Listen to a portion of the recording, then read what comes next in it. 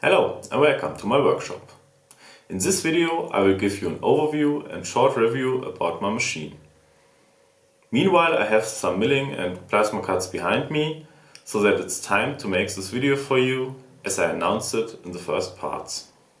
I will link most parts of the machine in the video description, so if you're interested you can have a look. Okay, so let's start. I've made most of the parts of the frame out of 40 to 40 mm square tube. The gantry is made out of 100 to 100 mm square tube.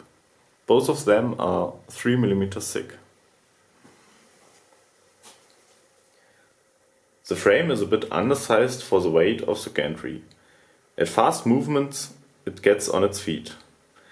Therefore I had to limit the maximum speed to just under 4 meters per minute. But that is still much more than I need for milling or plasma cutting. The gantry is about 1.4 meters wide. So the cutting area is about 1.16 to 0.8 meters. For the X and Y axis I've used a rack and pinion drive. At the beginning I wasn't so happy with it.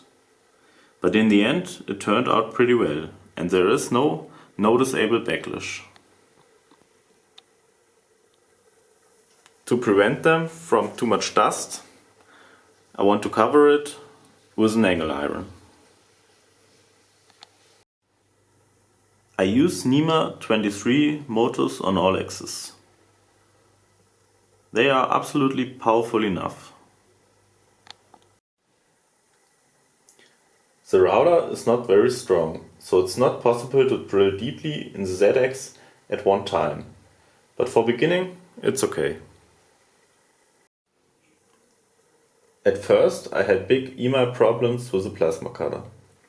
I wasn't able to make some cuts in succession trouble-free.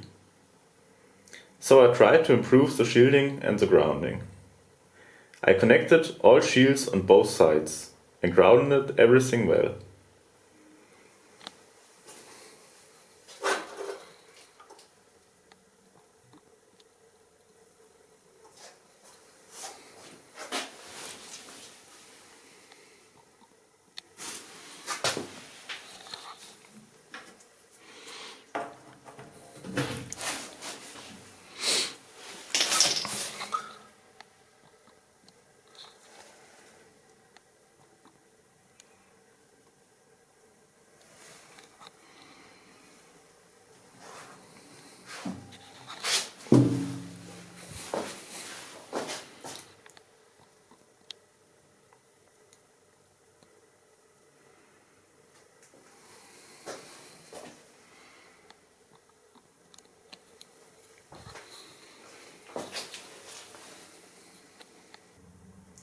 In the end, it was necessary to put the USB cable in a copper pipe to eliminate any interference.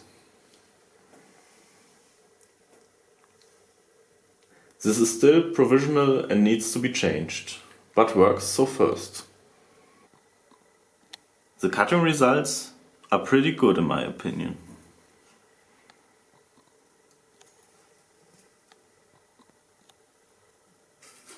Even if I have to experiment with the optimal settings. In the end, I'm very satisfied with the machine. It can help me a lot with my work for the next projects.